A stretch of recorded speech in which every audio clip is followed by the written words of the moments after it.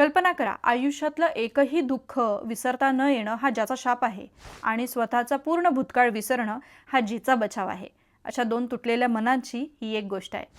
हा प्रवास आहे ली जंग हुनचा, एक प्रसिद्ध न्यूज अँकर ज्याच्याकडे एक विचित्र देणगी आहे. त्याला आयुष्यात घडलेली एकही गोष्ट विसरता येत नाही. प्रत्येक आठवण त्याच्या मनामध्ये कायमची कोरली जाते. त्यामुळे त्याच्या मृत प्रेयसीच्या आठवणींमधून तो आजही बाहेर पडू शकलेला नाही. आणि त्याच्या आयुष्यामध्ये मग येते अभिनेत्री यो हा जिन, जिच्या मनाने एक मोठ्या आघातानंतर स्वतःचाच भूतकाळ मिटवून टाकलेला आहे.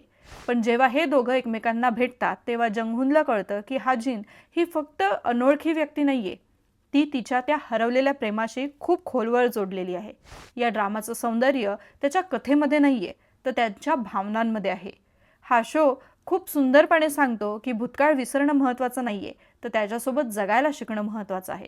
दोन्ही पात्रांमधली प्रगल्भता आणि हळूहळू संत गतीने फुलत जाणारा स्लो बर्न रोमॅन्स मनाला एक वेगळीच शांतता देऊन जातो. आणि हा इमोशनल प्रवास तुम्हाला फक्त कथा बघायला लावत नाही, तर या पात्रांसोबत ती भावना सुद्धा जगायला सांगतो. दोन तुटलेल्या मनांनी एकमेकांना पुन्हा जगायला शिकवणारी ही एक खूप हळुवार आणि गोड लव्ह स्टोरी आहे, find me in your memory.